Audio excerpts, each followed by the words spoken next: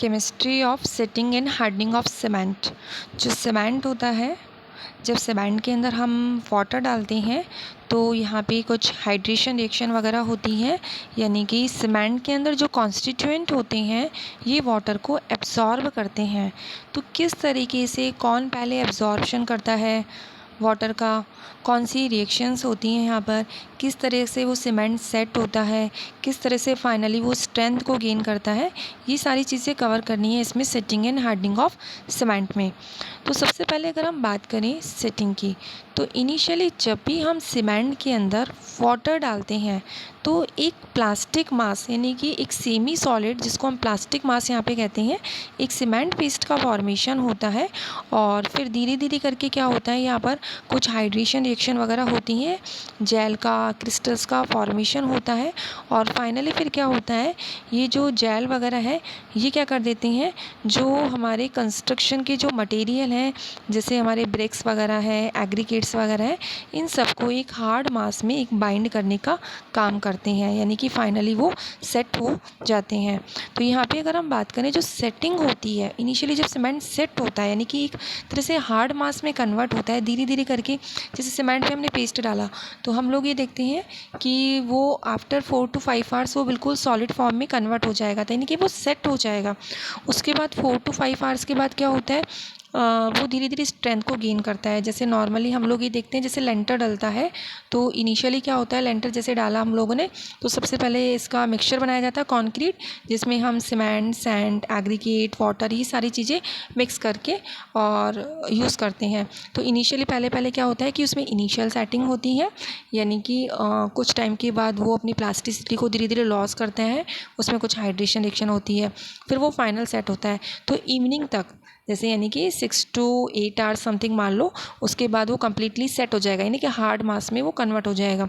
उसके बाद हम लोग क्या करते हैं, उसमें 28 डेज़ तक पानी देते रहते हैं। जैसे नॉर्मली अगर कोई वॉल भी हमने बनाई है तो सेकेंड डे, थर्ड डे उसको हम पानी देते रहते हैं। तो एक्चुअली क्या होता है, second day, third day, fourth day उसमें कुछ प्रॉपर रिएक्शन होती है। सीमेंट में ऐसे कॉन्स्टिट्यूएंट प्रेजेंट होते हैं, जैसे कि हमने पढ़ा था C2S die calcium silicate present होता है, ट्राई कैल्शियम सिलिकेट होता है, ट्राई कैल्शियम एल्यूमिनेट होता है, टेट्रा कैल्शियम एल्यूमिनोफेराइट होता है, ये प्रेजेंट होते हैं सीमेंट के अंदर।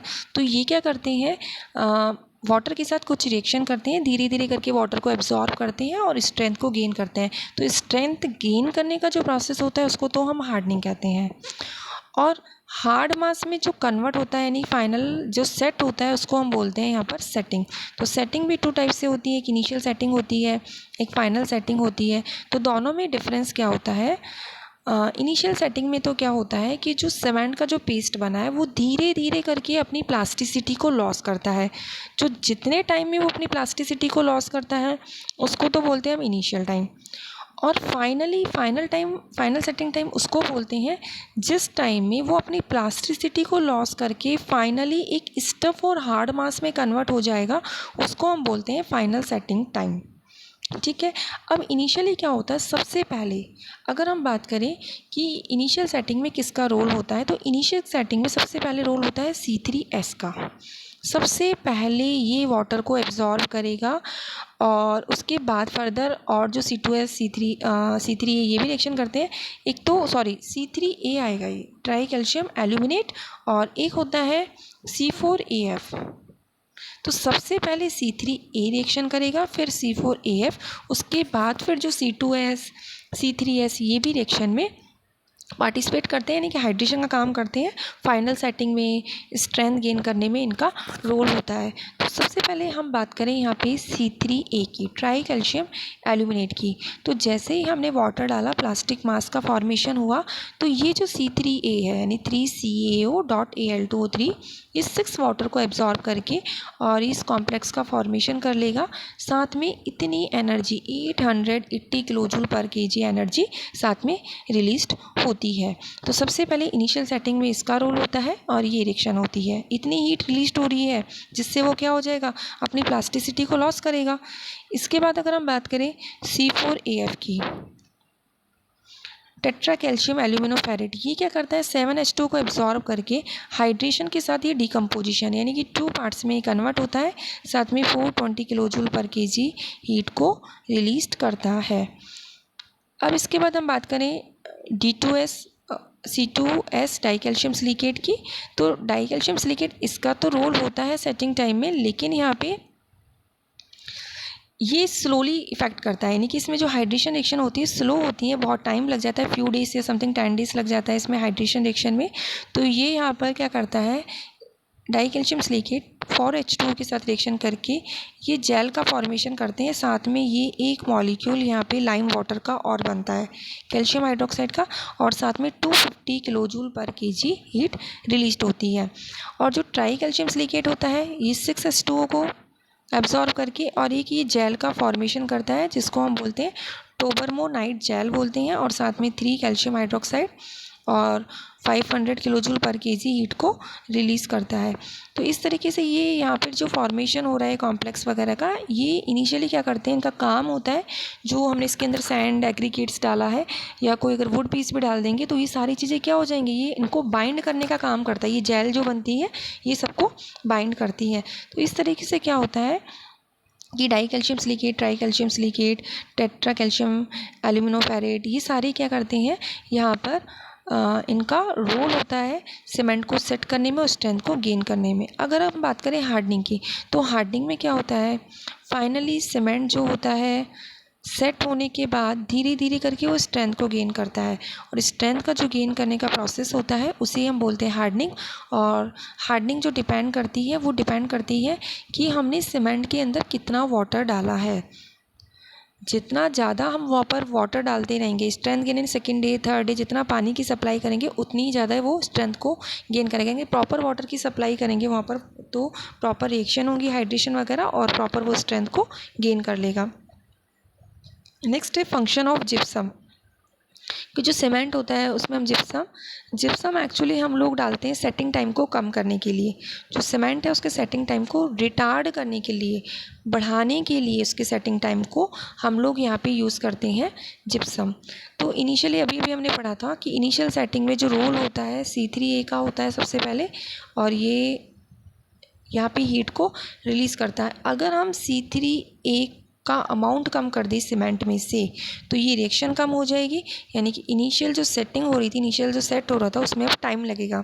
तो टाइम को इंक्रीज़ करने के लिए, सेटिंग टाइम को इंक्रीज़ करने के लिए सीमेंट के अंदर जिप्सम मिक्स किया जाता है। तो जो जिप्सम होता है इसका फार्मूला होता है CaSO4.2H2। ये सीमेंट के साथ रिएक्शन करके, सीमेंट में जो C3 है इसके साथ रिएक्शन करके एक कॉम्प्लेक्स का फॉर्मेशन करता है कैल्शियम सल्फो एल्यूमिनेट कॉम्प्लेक्स। और ये कॉम्प्लेक्स जो होता है ये वाटर में इनसॉल्युबल होता है, जिसकी वजह से इसका जो सेटिंग टाइम है वो क्या हो जाता है यहाँ पे इंक्रीज्ड हो जाता है। नेक्स्ट बात करें हम ग्लास की। ग्लास क्या होता है, ग्लास सबने देख रखा है नॉर्मली, कैसा नेचर होता है इसकी, क्या प्रॉपर्टीज़ होती हैं, ट्रांसपेरेंट होता है, हार्ड होता है, ब्रिटल नेचर होता है, इनफाइनाइट विस्कोसिटी होती है, ये सारी चीज़ें हमें इसमें पढ़नी है। तो नॉर्मली अगर हम बात करें ग्लास, तो ग्लास क्या होता है अमॉर्फस होता है। अमॉर्फस का मतलब है इनिशियली जब ग्लास की मैन्युफैक्चरिंग करती है तो एक हमें मॉल्टन ग्लास का लिक्विड मिलता है जिसकी शेपलेस स्ट्रक्चर होती है। फाइनली फिर मोल्डिंग के द्वारा हम प्रॉपर उसको शेप देते हैं। हार्ड होता है नेचर, ब्रिटल होता है, ब्रिटल का मतलब जो जल्दी से ब्रेक हो जाए, इजीली ब्रेक हो जाता है ग्लास। ट्रांसपेरेंट होता है, ट्रांजी होता है।